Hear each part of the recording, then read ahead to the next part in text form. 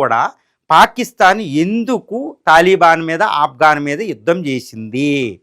ఇది పెద్ద క్వశ్చన్. పాకిస్తాన్ తెలియదు కాదు, ఆఫ్ఘాన్ యోధులు పఠాన్ యోధులు పస్తూన్స్ని పెట్టుకుంటే ఎవ్వరు ఉండరని తెలుసు. కానీ ఇప్పుడు ఆఫ్ఘనిస్తాన్ అసీం మున్నీరు షహబాజ్ షరీఫ్ ఎందుకు అటాక్ చేశారు? ఇది పెద్ద మిస్టరీ క్వశ్చన్. కానీ ఒక రకంగా చెప్పాలంటే ఇది పెద్ద మిస్టరీ కాదు. దీని వెనకాల డొనాల్డ్ ట్రంప్ ఉన్నారు.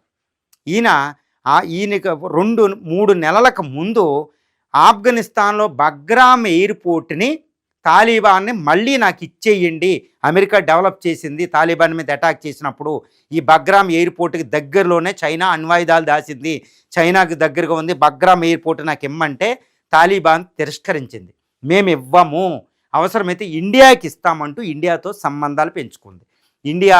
ఇండియాకి ఏంటంటే తాలిబాన్ విదేశాంగ శాఖ మంత్రి అమీర్ ఖాన్ ముత్తాకి వారం రోజులు పర్యటించడం జరిగింది. తర్వాత కామర్స్ మినిస్టర్ ఇంకో వారం రోజులు పర్యటించాడు.